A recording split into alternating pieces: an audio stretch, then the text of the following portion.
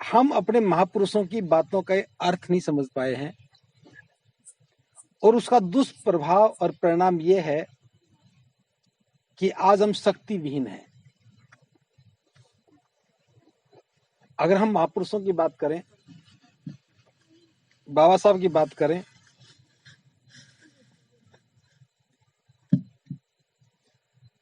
बाबा साहब के जीवन संघर्ष के बारे में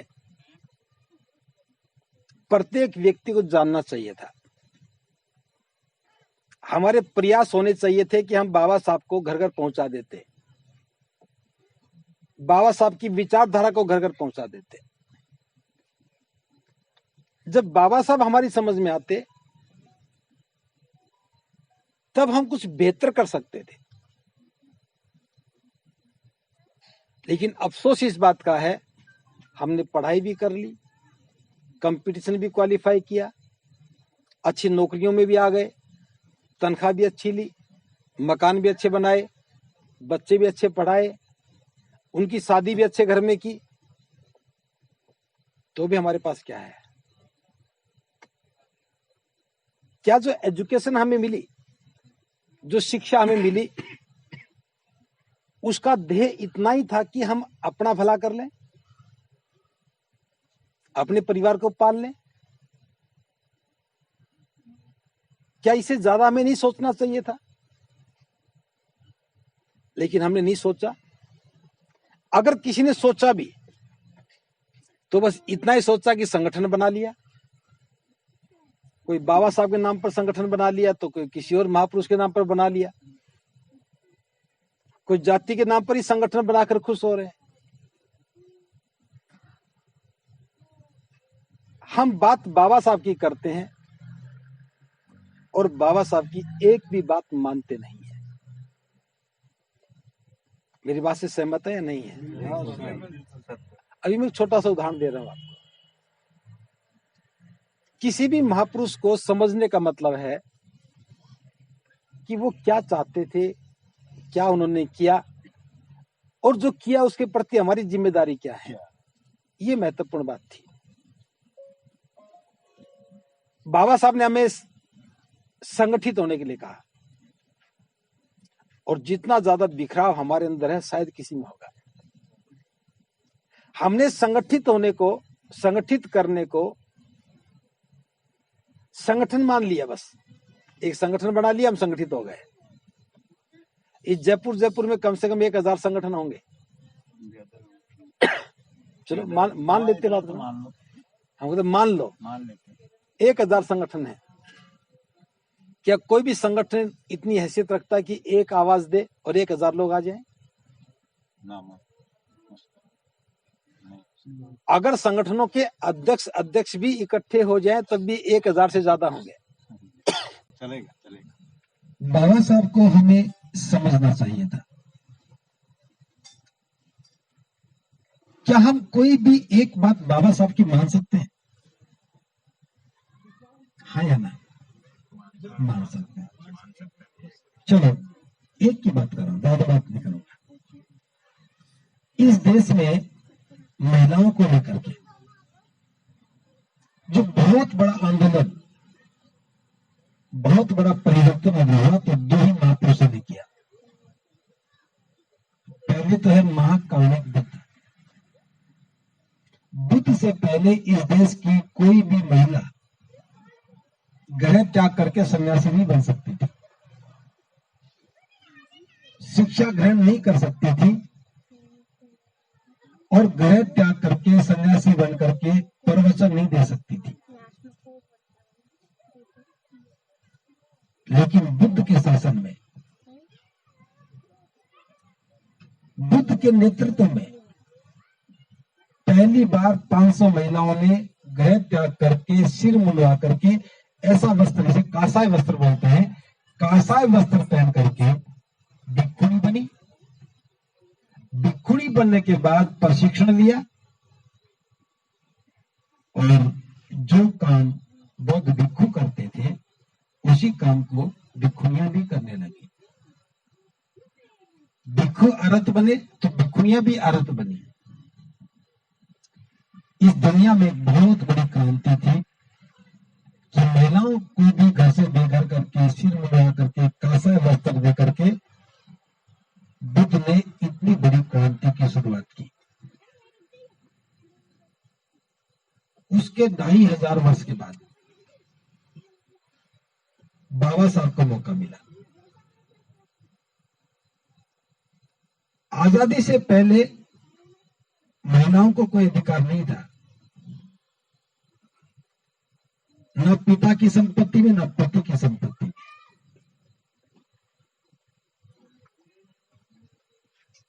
कोई पुरुष अपनी पत्नी को जब चाहे तलाक दे देता था, दर की ठोकरें खाती थी वो।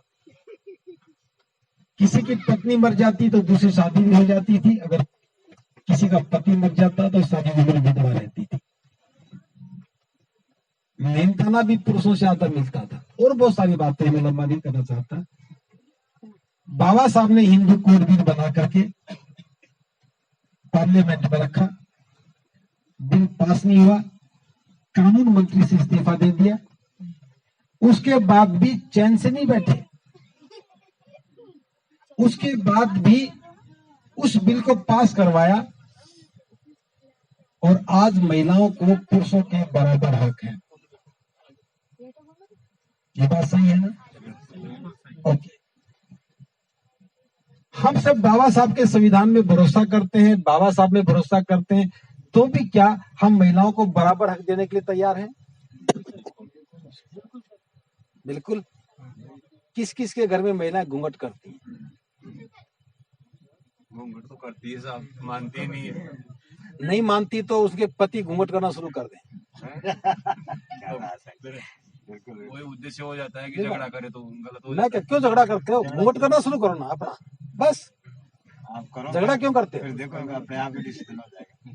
मैं एक बात कह रहा हूं, सही है। अगर आप ये मानते हैं कि महिलाओं का घूंघट करना उचित नहीं है, गलत है, किसी भी प्राणी को, किसी भी इंसान को, जो आपका जीवन साथी है, उसको परंपराओं के नाम पर ऐसे बांध दिया जाए, जकड़ दिया जाए, कोई गुनाह कर रखा महिलाओं ने? नहीं। अगर बाबा साहब को मानने वाले घरों में भी महिलाएं घूंघट करती हैं तो इससे बड़ी शर्म और लानत की बात हमारे नहीं हो सकती। बाबा साहब को मानने का अर्थ ये नहीं है कि आपने अगरबत्ती लगा दी, जिंदाबाद कर दिया, जय भीम बोल दिया, ये बाबा साहब मानना। बाबा साहब को मानने का मतलब है जो बाबा साहब ने कहा उसे करना। बाबा साहब ने जाति तोड़कर एक ऐसे समाज के निर्माण की बात की जहां कोई असमानता ना हो, गैर बराबरी ना हो, भेदभाव ना हो। बाबा साहब ने जाति तोड़ने के लिए कहा, और जाति तोड़ने के बाद, सुनिए भैया, जाति तोड़ने के बाद बुद्ध की शरण में आने के लिए कहा। और बुद्ध की शरण में आने का मतलब है कि किसी प्रकार की कोई जातियां नहीं होनी चाहिए, और ऐसे नाम के आगे शब्द नहीं लगने चाहिए जो जाति की पहचान बताता हो। आप सबकी जातियां होंगी ना, तो बाबा साहब की बात मानी हमने। 14 अक्टूबर 1956 को बाबा साहब बुद्ध की शरण में गए, और उनके साथ लाखों लोग भी बौद्ध बने। उस समय हम पैदा नहीं हुए, अलग बात थी, लेकिन हमारी समझ में जब भी आया, जब भी हमने जाना कि बाबा साहब बौद्ध बने, तो उनके अनुयायियों को क्या करना चाहिए? हमको बौद्ध में करना चाहिए, बुद्ध की शरण में ही जाना चाहिए, क्योंकि हम अपने मार्गदर्शक का अनुसरण करने वाले होने चाहिए। राजस्थान में क्या हो रहा है? जातियों की डेंटिंग पेंटिंग है। डेंटिंग पेंटिंग समझते हैं ना? जब कुछ चीज पुरानी हो जाती है उसका ठोक पीट करके नया रंग कर देते हैं। मैं किसी जाति का पक्षधर नहीं हूं, उदाहरण के लिए बात कर रहा हूं। पहले चमार थे, उनमें कौन कौन बने? सूत्रकार बने, उसी में से बलाई बने, उसी में से रैगर बने, और उसी में से जटिया बने, जाता बने। उसी में से बैरवा बने और उसी में मेघवाड़ बने, बने ना। चमार से आप जटिया बने, जाटो बने, बैरवा बने, रैगर बने, मेघवाल बने, क्या खुशबू आने लग गई? आई क्या? बदबू नहीं आती है ना। अभी मेघवाल से मेघवंशी बन गए, हाँ जी, मेघवंशी बन गए। अब मेघ तो हट जाएगा क्योंकि बरसात तो वैसे नहीं होती, अब बंसी बंसी रह जाएगी, बजाते रहना। क्या ये बाबा साहब का मिशन है? नहीं। तो क्या हम अपने महापुरुषों को धोखा नहीं दे रहे? अगर हम लोग बाबा साहब के सच्चे अनुयायी बन करके जातियों से बाहर निकल करके बुद्ध की शरण में आ जाते, चमार भी, धानक भी, वाल्मीकि भी, सहसी भी, कुमार भी, धोबी भी, नायक भी, ये सारे लोग अगर बौद्ध बनते तो हमारी ताकत बढ़ती या नहीं बढ़ती? और हमारी ताकत बढ़ती तो देश प्रदेश का मुख्यमंत्री कौन होता और प्रधानमंत्री? तो फिर क्या ये हालत होती? क्या नहीं होती ना। बस इतनी समझ की बात थी कि इन समस्याओं की जड़ कोई और नहीं। आज अगर हमारे अधिकार छीने गए हैं, नौकरियां छीनी जा रही हैं, प्राइवेटाइजेशन हो रहा है, कोरोना के नाम पर सारे नियम कानून बदल दिए गए हैं, हमें मरने को बेबस कर दिया गया है, इसकी वजह कोई और नहीं है। इसकी वजह हमने अपने महापुरुषों के साथ गद्दारी की है। इतनी सी बात है बस, इसी का नाम मिशन है। अब हम कर क्या रहे हैं? केवल बातें कर रहे हैं। अगर पूरे प्रदेश में एक भी आदमी ईमानदार होता तो वो जातियों के चक्रव्यूह से बाहर निकल जाता। हर आदमी को अपनी ही जाति में खुशबू आती है। अपने बेटे की शादी करे या बेटी की शादी करे, अपनी जाति का ढूंढेगा और मनुवाद को कोसता है। जब हम जाति का समर्थन करते हैं तो मनु का ही समर्थन करते हैं, नहीं करते क्या? दूसरी बात, क्या हमारा कोई भी ऐसा प्रयास है जिससे मनुवाद खत्म हो जाए, भेदभाव खत्म हो जाए, छुआछूत खत्म हो जाए, बराबरी का वातावरण बन जाए? क्या हमारा कोई भी एक भी प्रयास बताओ जो किया हो हमने आज तक? अगर हम बोएंगे नहीं तो क्या उगेगा क्या वो? और नहीं उगेगा तो क्या काटेंगे? जो हमें चाहिए वो तो हमने बोया ही नहीं। बाबा साहब ने कहा शिक्षित करो, कहा ना। हमने कितने स्कूल खोले, और बिना स्कूल खोले क्या आप किसी को एजुकेट कर सकते हैं? हमने सिर्फ बातें बातें की हैं, काम नहीं किया।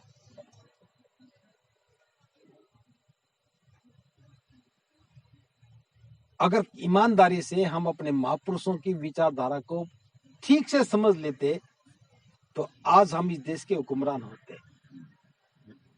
आज हम अपनी समस्याओं के समाधान खुद कर रहे होते। ना तो हमने बाबा साहब को समझा, ना हमने बुद्ध को समझा, ना दूसरे महापुरुषों को समझा। अब एक छोटी सी बात मैं आपसे कर रहा हूं, मनुवाद को ढो कौन रहा है? हमारे लोग, हम ही ढो रहे हैं। आज कोई भी मनुवादी डंडा लेकर नहीं आता कि आपको ये तो करना ही पड़ेगा, आपको ये तो करना ही पड़ेगा, नहीं आता ना। हम स्वेच्छा से करते हैं। होली के दिन कोई आता भी जबरदस्ती गुलाल लगाओ, दिवाली को आता कि पटाखे चलाओ, रक्षाबंधन को कोई आता कि धागा बांधो? कौन करता है? हम लोग करते हैं। तो मेरा आपसे बात करने का जो सीधा सा मकसद है वो ये है कि हमने बाबा साहब के जाने के बाद 63 साल बिता दिए, उनकी बात को नहीं समझा। जो परिवर्तन 5 साल में आ जाना चाहिए था वो 63 वर्ष में शुरू ही नहीं हुआ। संगठन भी बहुत बन लिए, अध्यक्ष भी बहुत बन लिए, जयंतियां भी बहुत मन गई, मूर्तियां भी खूब लगा दी। बाबा साहब की मूर्तियों की कमी भी नहीं है। जयपुर में तो बहुत बड़ी लगा दी। मैंने जाकर देखा, बता, ये सबसे बड़ी, राजस्थान की सबसे बड़ी मूर्ति है। उसे 4 गुना भी बड़ी लगा देते तो भी क्या समाज का सम्मान हो गया? सम्मान मूर्तियों से नहीं होता, सम्मान विचारधारा से होता है। अगर आज हम ईमानदारी से बाबा साहब की बात मान करके बुद्ध की शरण में चले जाएं और कुछ ना करें, केवल बुद्ध की शरण में चले जाएं, और बुद्ध की शरण में जाने के बाद ईमानदारी से बुद्ध की बातों का अनुसरण कर लें, और कुछ भी करने की जरूरत नहीं है। बुद्ध की शरण में जाने के लिए मैं क्यों कह रहा हूं? क्योंकि ऐसा बाबा साहब कहकर गए हैं। अब मेरी बात तो नहीं मानेंगे, मुझे मालूम है, लेकिन बाबा साहब की बात कह रहा हूं मैं, मेरी बात नहीं कह रहा। और बाबा साहब बौद्ध बनने के लिए क्यों कह रहे थे? जो हमारी समस्याएं हैं उनका समाधान केवल बुद्ध की शरण में है। देखिए, सबसे पहली बात, क्या हमारा समाज में मान सम्मान है? आप खूब वीडियो देखते हैं, जाति के नाम पर कितना उत्पीड़न होता है। जाति के नाम पर गालियां हैं, जाति के नाम पर मारपिटाई भी है, जाति के नाम पर शोषण भी है, और जाति के नाम पर नौकरियों में भी बड़ा शोषण है। मैंने तो आपका पाली क्षेत्र देखा है, वहां तो बहुत बड़ा आतंकवाद है जाति का।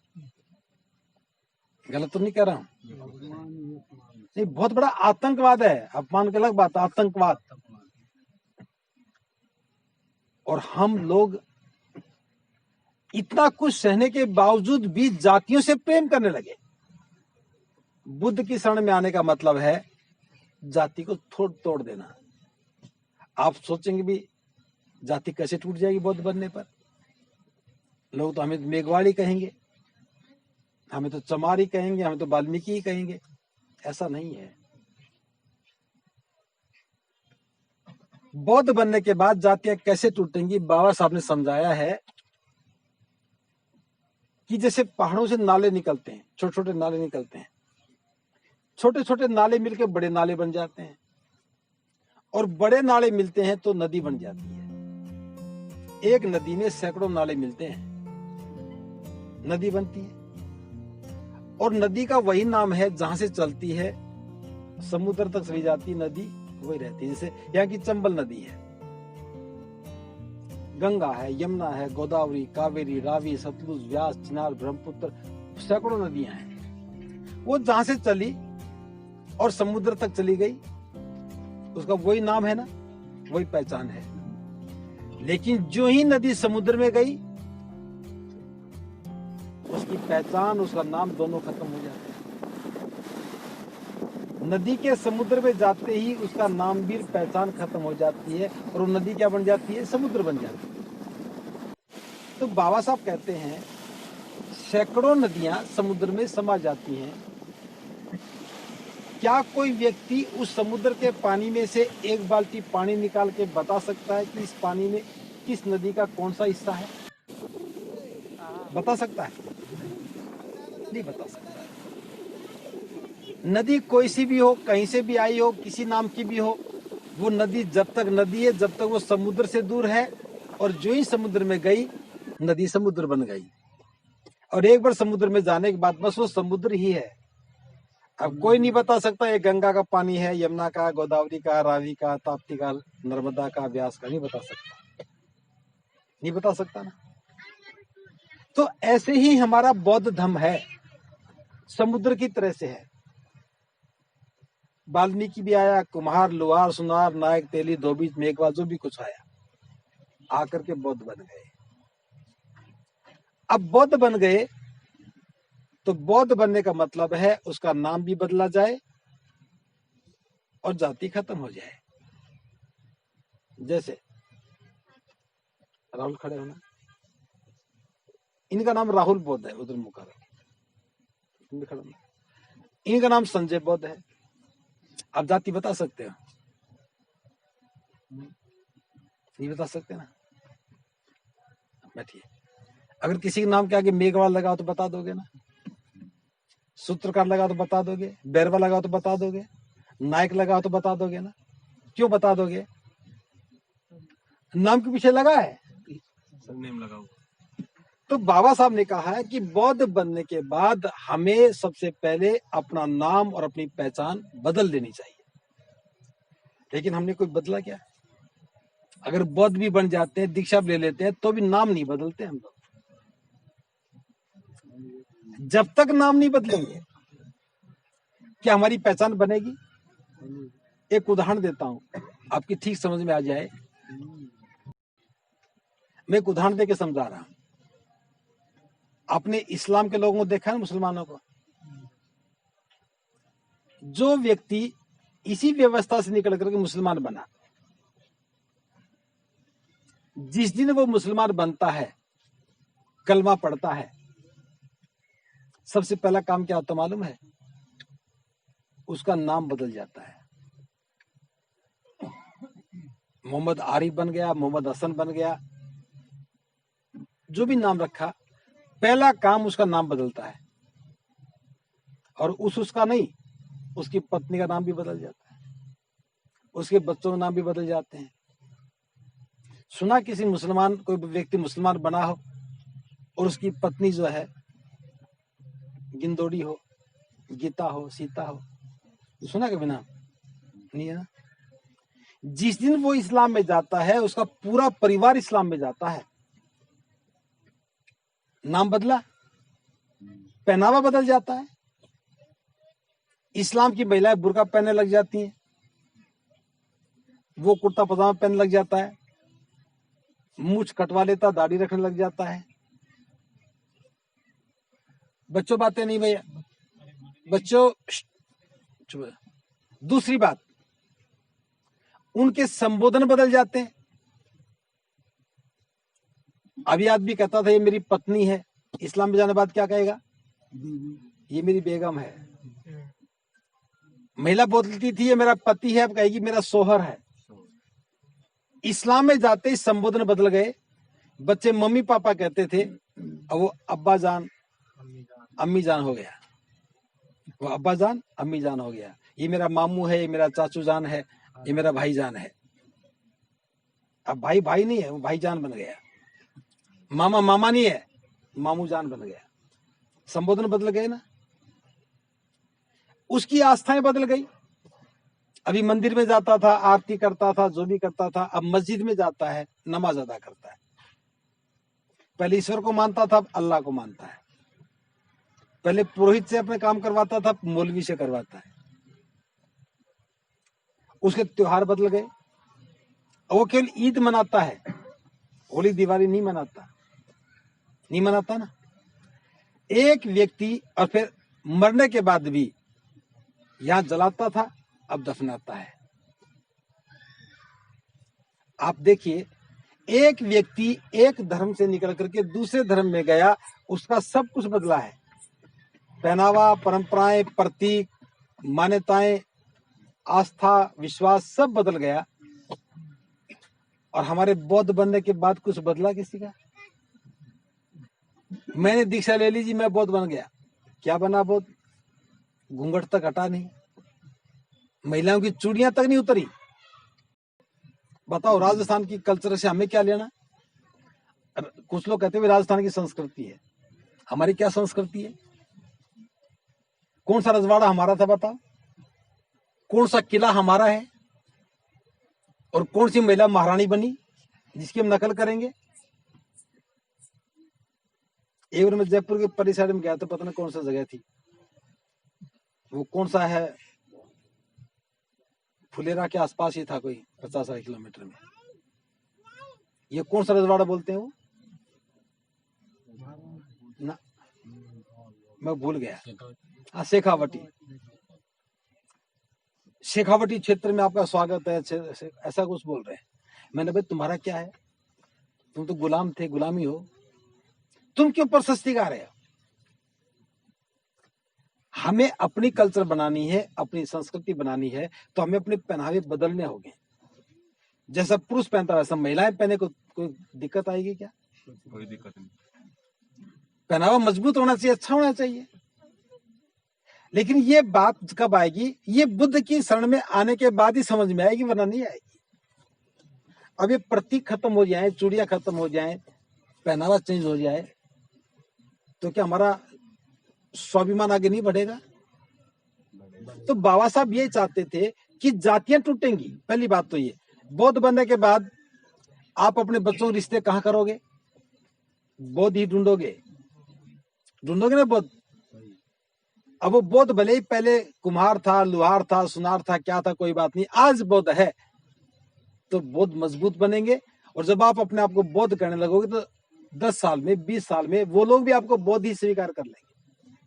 ये जितने मुसलमान आज देख रहे हो, ये पहले मुसलमान नहीं थे, लेकिन इनकी पहचान, इनके त्योहार, इनकी परंपराएं, इनका नाम स्थापित हो गया और इनकी पहचान बौद्धों के मुसलमानों रूप में हो गई। अब ये काम हमें करना था, हम चूक गए ना। तो सबसे पहले हम अपनी पहचान बनानी चाहिए। दूसरी बात,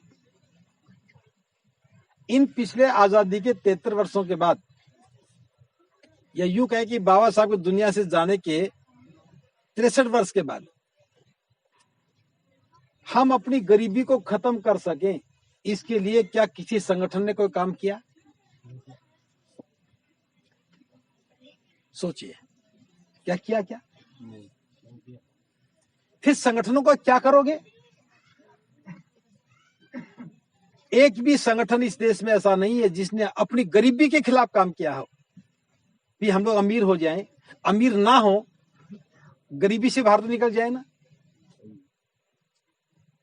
ना पढ़े लिखे संगठनों ने, ना अनपढ़ लोगों के संगठनों ने, ना युवाओं के ने, ना बुजुर्गों के ने, किसी भी संगठन ने समाज की गरीबी दूर हो जाए इसके लिए कोई काम नहीं किया। और ये काम संगठन बनाकर करने का भी नहीं है, ये काम बुद्ध की शरण में आने के बाद स्वतः ही होने वाला है। उदाहरण के लिए बात कर रहा हूं, हमारी गरीबी के मुख्य कारण क्या है? क्या हम कमाते नहीं? जो कमाता हो गरीब कैसे रह सकता है? जिसके हाथ ना हो, पैर ना हो, वो एक अलग बात है। जो कमाता हो गरीब हो सकता है क्या? हम गरीब क्यों हैं? अगर हम मोटे तौर पर बात देखें तो हम जो कमाते हैं उससे कई गुना ज्यादा खर्च कर देते हैं, तब गरीबी घर में आती है। जैसे घर में कोई बच्चा पैदा हो गया, उसका छूछक आएगा या लेके जाना पड़ेगा, जो भी होगा, कर्जदार हो जाते हैं ना। और कर्जदार होते हैं तो उसका ब्याज भी देना पड़ता है, किस्त भी लौटानी पड़ती है। दूसरी बात, एक शादी जब करते हैं तो कितना पैसा खर्च करना पड़ता है? लाखों रुपया खर्च करना पड़ता है। जिसके पास घर में है उस पूंजी खत्म होगी, नहीं है तो उसे उधार लेना पड़ेगा, कर्ज लेना पड़ेगा। मान लिया किसी ने 2 लाख रुपया कर्ज लिया, 3 रुपया सैकड़ा ब्याज है, तो 6,000 रुपया तो ब्याज का हो गया ना। और 10,000 वो कमाता है, कभी कर्ज उतार पाएगा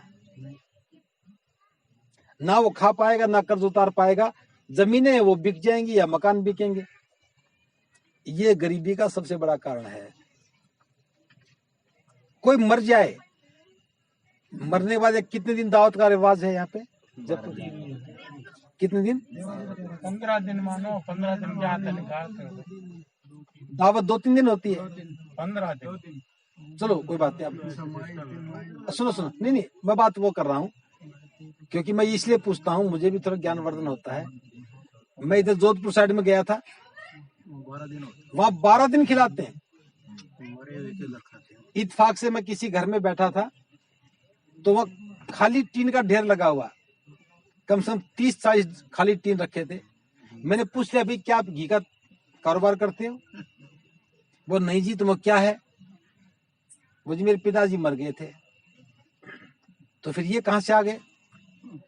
और जी 12 दिन दावत करनी पड़ी, पक्की दावत। क्या ऐसा भी कोई बेरहम समाज हो सकता है किसी घर में आदमी मर जाए और 12 दिन तक दावत खाए? क्या इस बात का कोई औचित्य है? मुझे नहीं पता ये परंपरा कब से चली, लेकिन जब से हमने होश संभाला, हम समझदार बने, तो क्या हमारा प्रयास इसे रोकने का नहीं होना चाहिए था? कर क्या रहे हैं हम लोग? हम अपने दूसरे भाई को कर्जदार बना करके गरीबी में धकेल रहे हैं, समाज के नाम पर, भाईचारे के नाम पर।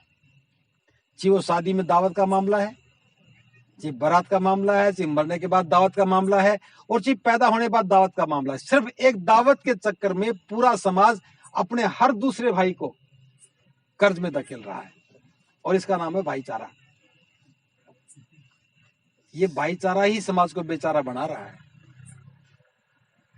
ये भाईचारा ही उसका कचूमर निकाल रहा है। बुद्ध की शरण में आने के बाद इनमें एक भी बात नहीं होती। क्यों नहीं होती? बच्चा पैदा होने के बाद कोई जन्म बोझ का मामला नहीं है। जब परिवार के लोग तंदुरुस्त हो, ठीक हालत में हो, बच्चे का नामकरण संस्कार करना है, चाहे घर पे करो, चाहे बिहार में जाकर के बौद्ध भिक्षु से नाम पूछो, और नाम हो गया, घर में आकर के पायस का वितरण करो। बस, पायस का मतलब खीर। शादी कैसे होती है? दोनों परिवार में तय हो गया, निश्चय पत्र भर लिया, किसी भी घर में बैठ करके, चाहे लड़की वाला का घर हो चाहे लड़के वाला का घर हो। निश्चय पत्र भरने के बाद उसमें क्या लिखना है? लड़की का नाम, माँ का नाम, पिता का नाम, जन्म तिथि, योग्यता और पता। ये लड़के का, दोनों की सहमति से, माता पिता की अनुमति से इनका मंगल विवाह संस्कार तारीख डाल दी। इस तारीख को दिन के 11 बजे फला बुद्ध विहार में होना निश्चित हुआ है। दोनों परिवार ने हस्ताक्षर कर दिए, मोहल्ले के 5 लोगों ने दस्तखत कर दिए। दोहरी प्रति में हमने वो भरा, एक लड़की पक्ष को दे दिया, एक लड़के पक्ष को दे दिया। जिस घर में बैठे थे उसने चाय पानी पिला दी, रिश्ता पक्का हो गया। क्या गोद भरने की जरूरत है? चाहे 100 रुपए में चाय पिला दे, चाहे 500 में चाय पिला दे, चाहे 1000 की चाय पिला दे, कोई फर्क नहीं पड़ता। रिश्ता पक्का हो गया। निश्चित तारीख के दिन दोनों परिवार बुद्ध विहार में आए। 10-15 आदमी वहां से आगे, 10-15 वहां से आगे। शादी करवाने वाला कोई भी व्यक्ति है, चाहे वो उपासक है या उपासिका है, उसको बुला लिया और शादी करवाई। खाने पीने का सामान साथ में लेके आए, एक दूसरे का मुंह मीठा करवाया। लड़की वाले अपने घर, लड़के वाले अपने घर, शादी संपन्न। क्या बिना बैंड शादी नहीं होती? क्या बिना बारात के नहीं होती? और बिना दावत के भी होती है। अगर ये परंपरा हम कर ले तो एक बात की पूरा मैं विश्वास के साथ कहता हूं, समाज में एक भी व्यक्ति कर्जदार नहीं होगा इस बात के नाम पर कि उसे बच्चे की शादी करनी पड़ी। अगर लड़का 10,000 कमाता तो 10,000 में शादी करो, 5 कमाता तो 5,000 में शादी करो, और नहीं कमाता तो मुफ्त में करो। 2 किलो फूली तो चाहिए और 2 मोमबत्ती चाहिए, और क्या चाहिए शादी में? 5 मोमबत्ती जलाओ और 2 माला साथ में लेके आओ, माला डाली, शादी संपन्न। एक छोटे से काम से हम समाज की जमीन बचा सकते थे बिकने से, हम समाज को कर्जदार होने से बचा सकते थे, हम अपने समाज की पूंजी बचा सकते थे, और महिलाओं का सम्मान भी बचा सकते थे। जो परिवार जमींदार से कर्ज ले लेता है, वो परिवार जमींदार के खेत में काम करता है। और जुल्म कहां होता मालूम है? खेत खलियान में होता है। आप तो इज्जतदार बन गए, दावत भी खा ली, बारात में चले गए, नाच भी लिया, सारा काम कर लिया, लेकिन जुल्म किसके साथ हुआ? महिला के साथ, जो ना बारात गई और ना उसकी इज्जत बनी। तो समाज के नाम पर जो परंपराएं हम बना के बैठे हैं, वो भी महिलाओं की इज्जत के साथ खिलवाड़ करने का काम करती है। क्या इस समाज के लोगों को सोचना नहीं चाहिए कि हमें अपनी हालत सुधारनी चाहिए? जिनके पास जमीन है वो बची रहनी चाहिए। जमीन बिक जाती है तो जमीन खत्म हो जाती है। और ये काम युवा वर्ग को ईमानदारी के साथ करना चाहिए था। एक छोटी सी बात कर रहा हूं, क्या हम इतना साहस नहीं कर सकते? जो रिश्ते की बात हो रही हो, लड़का सिर्फ इतना कहे कि पापा जी शादी तो मैं करूंगा, लेकिन कर्जदार नहीं बनूंगा। एक बात कहने में क्या जाता है, लेकिन घोड़ी पे जरूर बैठूंगा, भले बड़ा सारी पिट के आए। एक बार पिट जाए तो कोई बात नहीं, दूसरी बार पिट जाए समझ में आ जाना चाहिए, और तीसरी बार तो फिर या तो हर रोज बारात पिटती है।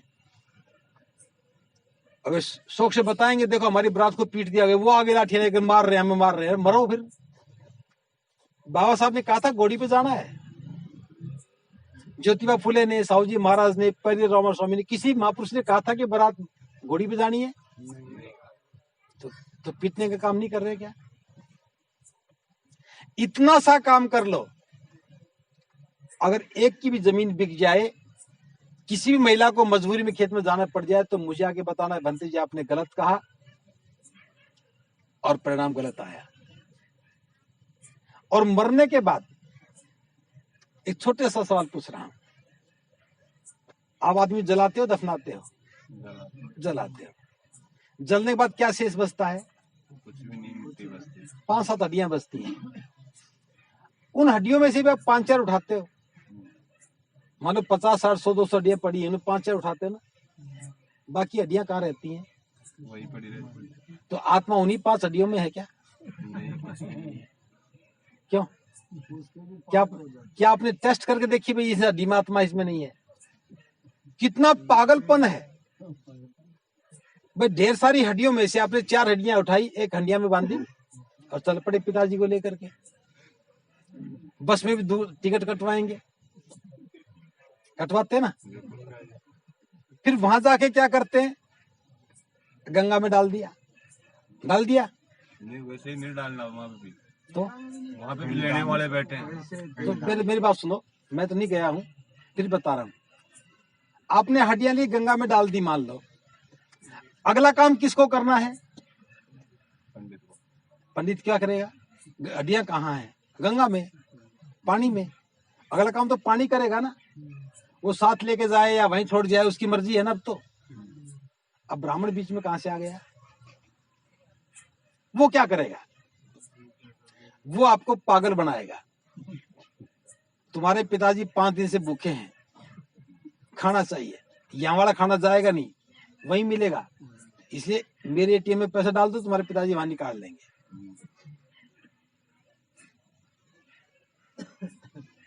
आप सोचिए, क्या एक भी आदमी समझदार है जो ये कह सके भी मेरे पिताजी को कैसे मिलेगा? कम से कम बात तो करवा दे मेरी। पैसा मिला नहीं मिला, उसको पास बिस्तर नहीं, धरती में सोता, बिस्तर के पैसे दो। चारपाई नहीं, चारपाई के पैसे दो। कपड़े नहीं, कपड़े के पैसे दो। वो जो भी कहकर पैसा मांगता है वो बड़ा ईमानदार है। खाने के लिए पैसा मांगा तो उसके बच्चे काजू बादाम खाते हैं। बिस्तर के लिए पैसा मांगा तो उसके बच्चे बिस्तर, उस पैसे से बच्चों का बिस्तर आता है। कपड़े के लिए मांगेगा तो उस पैसे से बच्चों के कपड़े आएंगे। और हमें क्या मिला? जेब खाली होगी तो उधार कर लेता है। फसल के बाद आ जाऊंगा और होटल में से फोन करता, मैं आ गया हूं, और आप इतने वफादार आज्ञाकारी हैं, लेके पहुंच जाते हैं, लो जी, बस मेरे पिताजी का कुछ नहीं होना चाहिए। क्या इस पागलपन को नहीं रोका जा सकता? जो आदमी मर गया, हमने जला दिया। बुद्ध की शरण में आने के बाद एक बात पता लगी, हमारा शरीर 4 तत्वों से बना है। पृथ्वी धातु है, वायु, जल, अग्नि, ये 4 चीजों से बना है। पृथ्वी, वायु, जल, अग्नि। जब हम आदमी ये 4 धातु मिलती हैं, रासायनिक क्रिया के बाद जीवन बनता है। जब ये धातुएं बिखर जाती हैं तो जीवन नष्ट हो जाता है। बस जीवन मरण इतना ही है। जब हम जलाते हैं तो शरीर में पानी था, वो कहां गया?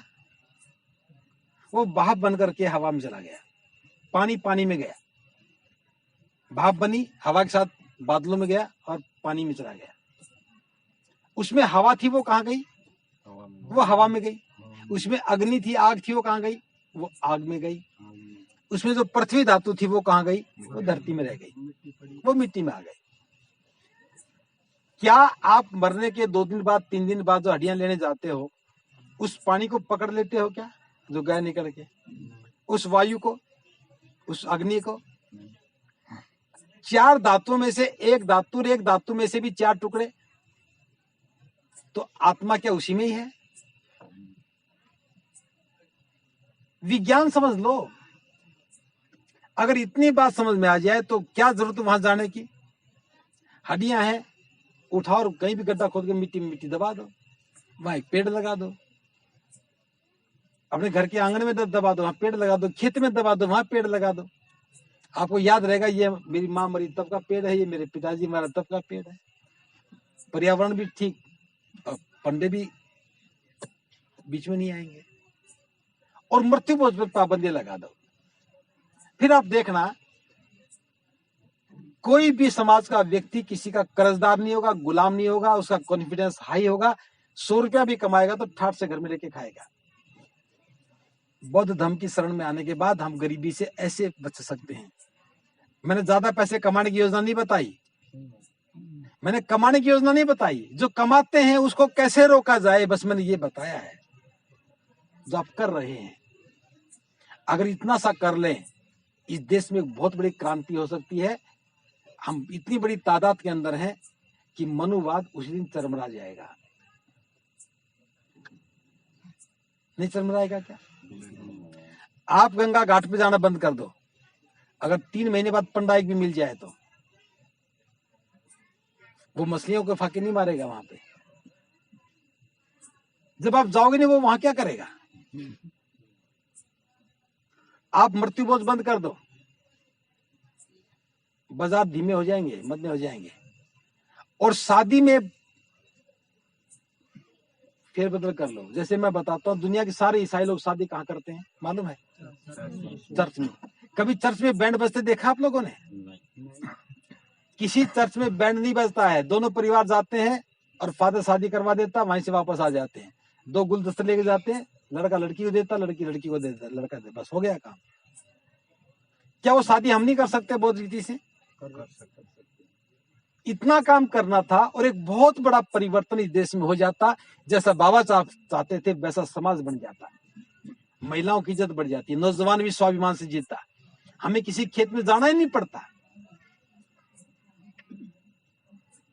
जमीनें नहीं बिकती हमारी। और एक और बहुत बड़ा फायदा, जब भाईचारा बढ़ता है तो कारोबार भी बढ़ता है। अभी आप मेघवाड़ लिखकर ढाबा खोल सकते हो क्या? सूत्रकार लिख करके क्या चाय की दुकान बना सकते हो? बाजार में कोई भी दुकान खोलोगे नहीं चलेगी, लेकिन बुद्ध के नाम से बनाओगे, होटल भी खोलोगे तो विदेशी भी आगे रुकेंगे। बुद्ध के नाम पर जो भी करोगे सब चलेगा। और फिर देखना, हमें लगे ये बुद्ध की फोटो रखी है, जरूर बुद्धिस्ट है, हम भी जाएंगे जय भी नो बुधाय बोलेंगे, ग्राहक बनेंगे नहीं बनेंगे? तो हमारे प्रतीक भी हमारी आमदनी बढ़ाने लगेंगे। और बौद्धों से खरीदना शुरू कर दे तो क्या कारोबार नहीं बढ़ेगा? आगरा में जूते बनते हैं, जयपुर वाले बेचने लग जाए, हमें पता लग जाए भाई हमारा भाई बेच रहा है तो हम नहीं खरीदेंगे क्या? हर जगह जो कुछ बनता लाओ और बेचो, अपना व्यापार शुरू करो, अपने भाइयों से खरीदना शुरू करो, अपने भाइयों में बेचना शुरू करो। ये पंजाबियों में है, एक पंजाबी पंजाबी से खरीदता है, ये ब्राह्मणों में है, ये बनियों में है, बनिया बनिए से खरीदेगा, पंजाबी पंजाबी से खरीदता है। और हम लोग उनके पास जाते हैं, उन्हीं के पास जाते, अपने भाई के पास नहीं जाएंगे। अपना भाई जो होगा हम उससे बात ही नहीं करेंगे, और अपना भाई अपने से बात नहीं करेगा, क्योंकि हमारे अंदर धार्मिकता नहीं है। बुद्ध की शरण में आने के बाद हमारे अंदर धार्मिकता आती, हमारे अंदर स्वाभिमान पैदा होता, अपने भाइयों का सम्मान करने लगते। हमारी कोई भी महिला झाड़ू पोछा लगाने का काम नहीं करती। क्यों नहीं करती मालूम है? क्योंकि हमें इज्जत से काम करना आ जाता है। कोई विधवा हो जाती है तो हम सब मिल करके चलो इनका दूध का बूथ शुरू करवा दो, इनका काम शुरू करवाओ। हमारे सामाजिक संगठन यही तो काम करते। कोई गरीब आदमी उसको पैसा उपलब्ध करवा, चलो भाई तू ये कारोबार शुरू कर, तू सब्जी का ठेला लगा ले, तू छोटी दुकान खोल ले, या कुछ और चीज बनाने लग जा। अब वॉशिंग पाउडर बनाने में, साबुन बनाने में लगता क्या है? खूब बनाओ, बेचो। चाय पत्ती पैक करके बेचने में लगता क्या है? मुनाफा तो मिलना है अपने को। तो हम कारोबार के क्षेत्र में प्रवेश करते तो हमारी आर्थिक हालत और सुधर जाते। और जिसके पास धन है उसी का मान सम्मान है, जो धनवान है वही राज कर सकता है, गरीब आदमी राज नहीं कर सकते। तो मैं बहुत लंबी बात नहीं कर रहा हूं, आप लोगों को गांव में जाना है। मैं सिर्फ इतना कहना चाहता हूं, ईमानदारी के साथ अगर हम बाबा साहब की बात मान लेते, बुद्ध की शरण में आ जाते, तो हम अपने जीवन को बदल देते। हम सम्मान और स्वाभिमान के साथ जीवन यापन करने लग जाते। लेकिन समस्या एक है, जब भी कोई हमारे समाज में समझाता है या समझता है, वो और कुछ करे या ना करे, बस संगठन जरूर बनाता है और संगठन बना करके बस अपनी योजना पे काम शुरू कर देता है, भले हो या ना हो। लेकिन मेरा इतना कहना है, अगर हम ऐसा करते हैं तो हम आंदोलन को क्षति पहुंचाते हैं। अपना सामर्थ्य जांचे बिना अगर हम संगठन बनाएंगे, कितने साल काम करेंगे हम लोग?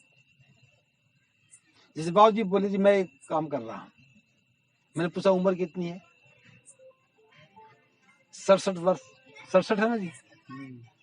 अब 67 वर्ष की उम्र में योजना बनाएंगे, क्या पता 70 में चले जाएं, क्या पता 72 में चले जाएं, 75 में चले जाएं, पूरी कर पाएंगे? पौधा तो लग ही जाएगा ना। 70 वर्ष में कितने लगे वो तो इस बात पर निर्भर करता है क्या लगाया। पीछे तो गए। सुनो कोई बात नहीं, लेकिन मगर पौधे मत लगाओ, जो पौधे लग रहे हैं उन्हीं में पानी डाल दो ना। अपना ही क्यों लगा रहे हो? जो पौधा लगा उसमें और खाद डालो, जिसके फल आ रहे हो ताकि जल्दी खाएं। हम लोग राष्ट्रव्यापी आंदोलन को नहीं समझ पा रहे हैं। जैसे विजयपुरा है, विजयपुरा नहीं, अब विजयपुरा के लोग सोचेंगे भाई विजयपुरा दुनिया है, जो संगठन बनाएंगे वो यही बनाएंगे, बिजली का पोल तो यहीं लगना चाहिए। क्या पूरे देश में प्रकाश हो गया? आप बाबा साहब से देखिए, बाबा साहब महाराष्ट्र के रहने वाले थे, उन्होंने जो काम किया क्या राजस्थान का लाभ नहीं हुआ? साहब कांशीराम जी कहाँ के रहने वाले थे? पंजाब के। सरकार कहाँ आई? उत्तर प्रदेश में। जीते राजस्थान में भी हैं। जो महापुरुष होते हैं उनकी कोई सीमाएं नहीं होती। बुद्ध 2500 साल पहले की बात है, पूरी दुनिया के लोग बुद्ध को मानते हैं। चीन बुद्ध को मानता, जापान, कोरिया, कंबोडिया, थाईलैंड, 45 देश हैं जो बुद्ध को मानते हैं। क्या सीमाएं बुद्ध महापुरुषों की? हमें सिर्फ उनकी बातों पर अनुसरण करना चाहिए, उनके रास्ते पर चलना चाहिए। लेकिन हम खुद नहीं चलते, औरों को चलाना शुरू कर देते, गड़बड़ी हुई हो जाती।